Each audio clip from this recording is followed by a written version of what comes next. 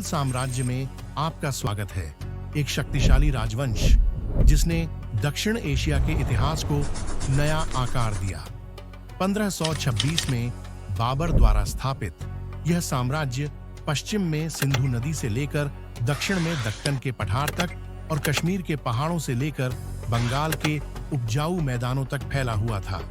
हमारी कहानी मध्य एशियाई शासक बाबर से शुरू होती है, जो अपने पिता की ओर से तैमूर और अपनी मां की ओर से चंगेज खान का वंशज था।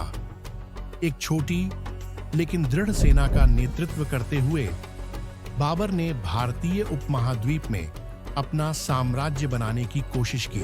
1526 में बाबर ने दिल्ली के सुल्तान इब्राहिम लोदी के साथ पानीपत की पहली लड़ाई में हिस्सा लिया। फारसी और ऑटोमन सैन्य रणनीति की मदद से बारूद और फील्ड आर्टिलरी से लैस बाबर की सेना ने लोदी की बड़ी लेकिन पुरानी सेना को चकनाचूर कर दिया, जिससे मुगल काल की शुरुआत हुई। अपनी जीत के बाद बाबर ने मुगल साम्राज्य की स्थापना की, जो मध्य एशियाई परंपराओं, फारसी प्रभावों और एक नई प्रशासनिक प्रणाली को भारत में लाया।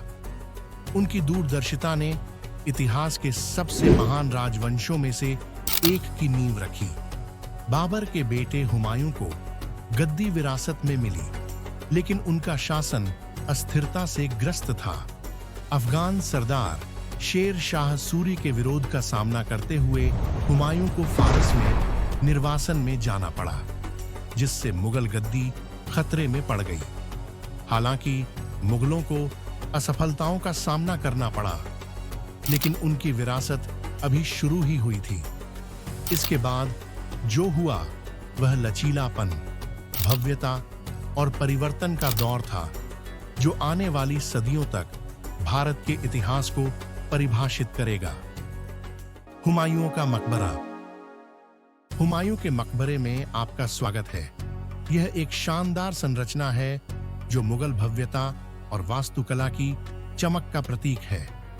दिल्ली के मध्य में स्थित यह यूनेस्को विश्व धरोहर स्थल भारतीय उपमहाद्वीप का पहला उद्यान मकबरा है, जो एक ऐसी उत्कृष्ट कृति है जिसने ताजमहल को प्रेरित किया।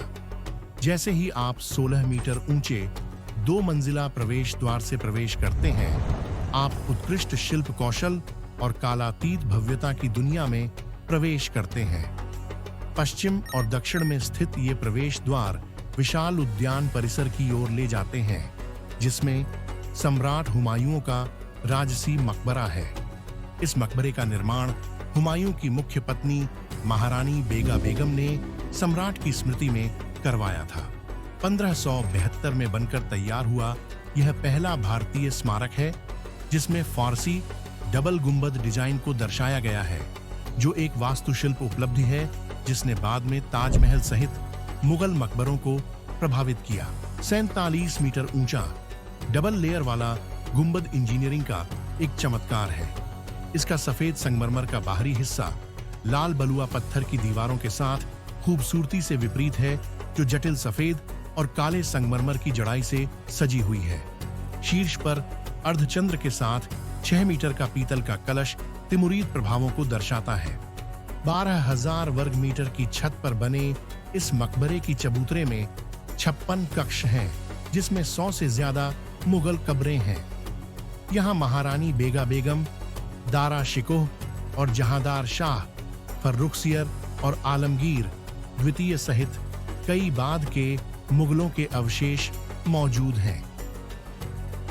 मकबरे का अंदरूनी हिस्सा भी उतना ही आकर्षक है जितना इसका बाहरी हिस्सा।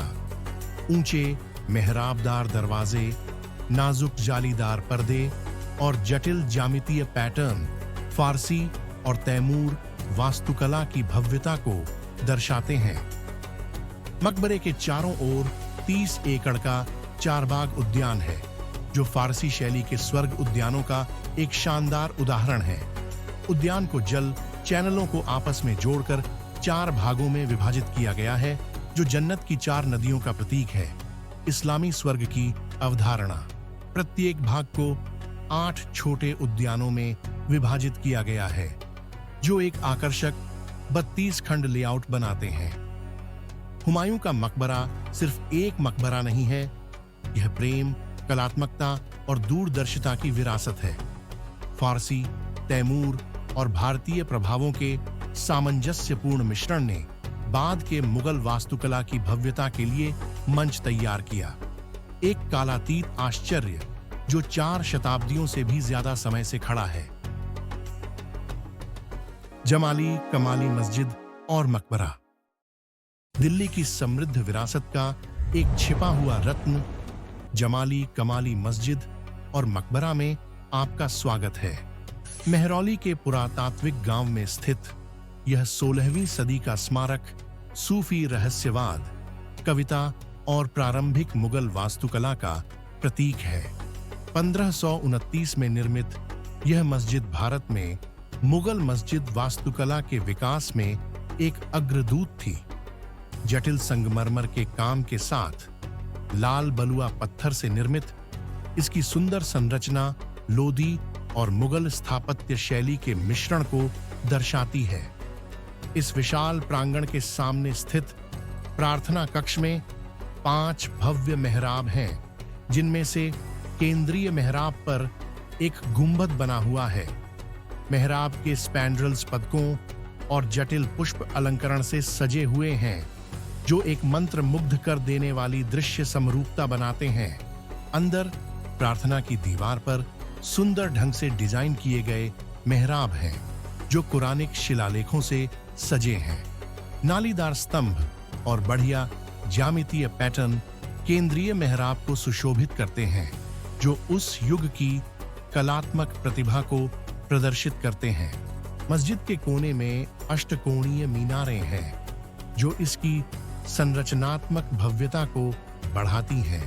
पीछे की ओर ओरियल खिड़कियां प्राकृतिक प्रकाश प्रदान करती हैं, जो सौंदर्य और कार्यक्षमता का मिश्रण है। मस्जिद के उत्तर में मकबरा कक्ष है, जो प्रसिद्ध सूफी कवि जमाली और उनके साथी कमाली का अंतिम विश्राम स्थल है। 7.6 मीटर की चौड़ाई वाला चौकोर मकबरा कक्ष रंगीन टाइलों और कुरान की आयतों से सजा हुआ है। सपाट छत को लाल और नीले रंग के फूलों की आकृतियों से सजाया गया है, जो जमाली की कविता के आध्यात्मिक सार को दर्शाता है। जमाली, जिन्हें शेख फजलुल्लाह के नाम से भी जाना जाता है, लोदी और मुगल काल के एक प्रसिद्ध कवि थे। जुदसन एंड मून और the spiritual journey of the mystics जैसी अपनी रचनाओं के लिए प्रतिष्ठित थे। फारसी रहस्यवाद से ओतप्रोत उनकी कविताएं उनकी कब्र की दीवारों पर अमर हैं। जमाली कमाली मस्जिद और मकबरा इतिहास का मूक गवाह है, जो आध्यात्मिक विरासत को वास्तुकला की चमक के साथ जोड़ता है। यह एक ऐसी जगह है जहां कविता, आस्था और कलात्मकता एक साथ मिलकर कालातीत सामंजस्य स्थापित करती है। हमें उम्मीद है कि आप सभी को दिल्ली के ऐतिहासिक स्मारक का यह 10वां एपिसोड पसंद आया होगा। अगले एपिसोड के लिए बने रहें। आपका मित्र रविंद्र कुमार गुप्ता, RKG।